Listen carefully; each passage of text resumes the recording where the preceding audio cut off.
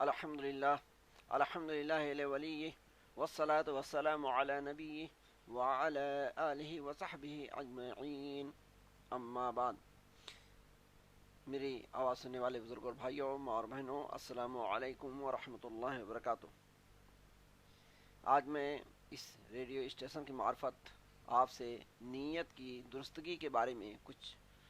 باتیں رکھنا چاہتا ہوں۔ حضرات، ہم سب جانتے ہیں کہ ہمارے دین اسلام میں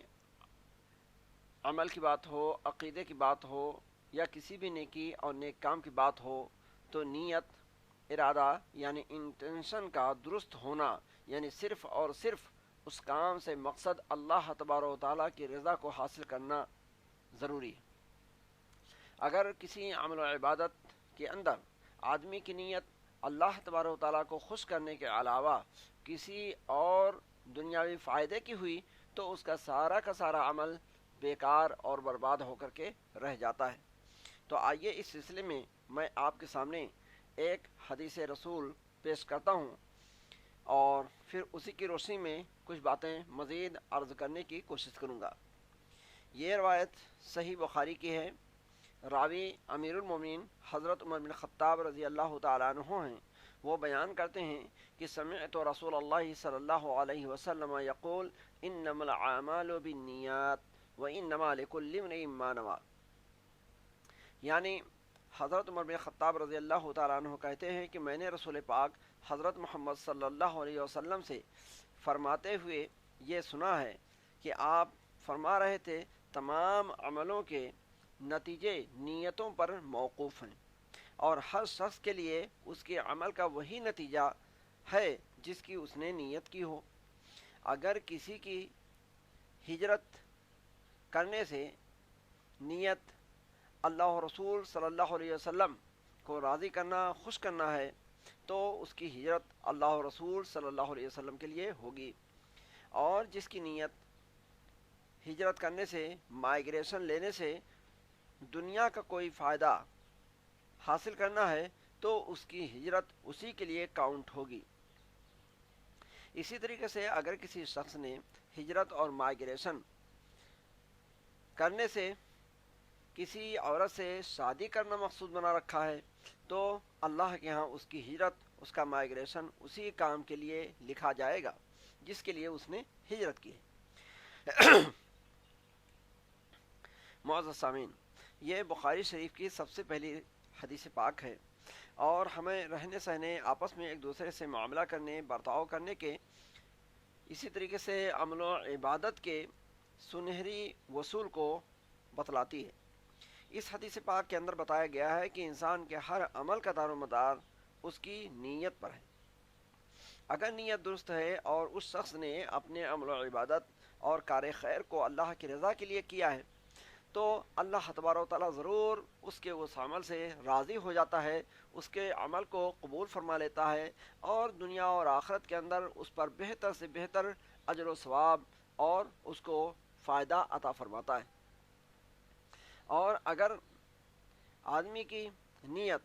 دنیا کی عزت، مال و دولت یا دنیا کا کوئی اور فائدہ اور مطلب حاصل کرنا ہے تو اس کو دنیا کا یہ فائدہ حاصل بھی ہو سکتا ہے اور کبھی نہیں بھی حاصل ہو سکتا ہے، لیکن یہ بات قطعی اور یقینی ہے کہ اللہ تبارک و تعالیٰ کی رضا اس کو حاصل نہیں ہو سکتی ہے، اللہ تبارک و تعالیٰ کی خوشنودی سے وہ محروم رہے گا۔ اس حقیقت کو واضح کرنے کے لیے رسول پاک صلی اللہ علیہ وسلم نے ایک مثال دی ہے۔ وہ یہ کہ فرض کیجئے 3 آدمی ہیں، یہ تینوں اپنے مختلف ارادوں اور مقصدوں کے تحت وطن چھوڑتے ہیں، مائیگریٹ ہوتے ہیں اور ہجرت کرتے ہیں۔ ان میں سے ایک تو اس لیے کہ ہم یہاں سے ہجرت کر کے باہر جائیں گے، دوسرے کنٹری میں جا کر کے، دوسرے جگہوں پر جا کر کے اللہ اس کے رسول صلی اللہ علیہ وسلم کے کلمے کو بلند کریں گے، دین کی تبلیغ و اشاعت کریں گے اور اچھائیوں کا پرچار کریں گے۔ تو ایک تو یہ آدمی ہے۔ دوسرا آدمی جو ہجرت کرتا ہے وہ بھی اپنے وطن کو چھوڑتا ہے، گھر بار کو چھوڑتا ہے، لیکن اس کا سفر جو اس نے اختیار کیا ہے دنیا کا مال و زر اور سامان، دولت وغیرہ حاصل کرنا اور اکٹھا کرنا ہوتا ہے۔ تیسرے قسم کی ایک اور لوگوں کی ہے کہ وہ ایک جگہ سے دوسری جگہ مائگریٹ ہوتے ہیں، ہجرت کرتے ہیں، لیکن اس ہجرت اور مائگریشن سے ان کی نیت کسی عورت سے نکاح کرنا، شادی بیاہ کرنا ہوتا ہے۔ تو یہ تین قسم کے آدمی ہیں اور عمل ایک ہی ہے، یعنی سب تینوں گھر بار چھوڑ کر کسی دوسری جگہ ہجرت کرتے ہیں، لیکن چونکہ ان کے مقاصد، ان کے ارادے، ان کی نیتیں، ان کے انٹینشن جو ہے مختلف ہیں، اس لیے ان سب کو اکول اور یکساں رزلٹ اور فائدہ نہیں حاصل ہوگا۔ نتیجے کے لحاظ سے کسی کا درجہ اونچا ہوگا، کسی کا نیچا ہوگا، کسی کو اپنے عمل کا اچھے سے اچھا پھل ملے گا اور کسی کو اس سے کم ملے گا، کسی کو نہیں بھی ملے گا۔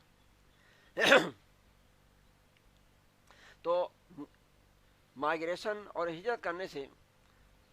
سب سے بڑا فائدہ جس شخص کو حاصل ہوتا ہے وہ شخص ہوتا ہے جو اللہ کی خوشی کے لیے مائگریٹ ہوتا ہے، اللہ کو راضی کرنے کے لیے مائگریشن لیتا ہے، کہ ایک جگہ پر رہ کر کے اگر اس کو دین کا کام کرنا مشکل ہو رہا ہے اور ایمان و عقیدے کے ساتھ زندگی گزارنا مشکل ہو رہا ہے، اور وہ امید کرتا ہے کہ میں اس دیش کو چھوڑ کر کے کسی اور دیش چلا جاؤں گا تو اس دیش میں مجھے زیادہ فیسلٹی، زیادہ سہولت اور زیادہ آسانی ہوگی دین کے کام کرنے اور دینداری کے ساتھ زندگی گزارنے کی۔ تو اگر اس ارادے سے وہ شخص ہجرت کرتا ہے، اپنے وطن کو خیر بات کہتا ہے، مائگریٹ ہوتا ہے، تو اللہ تبارک و تعالیٰ ایسے شخص سے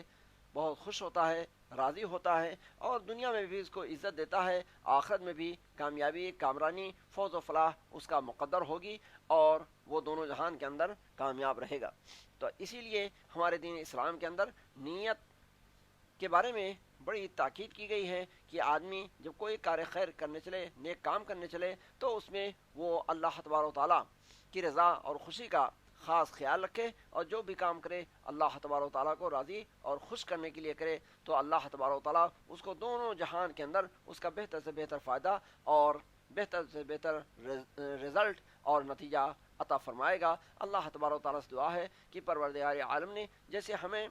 اپنے فضل و کرم سے یہ زندگی بخشی ہے، تو اس زندگی سے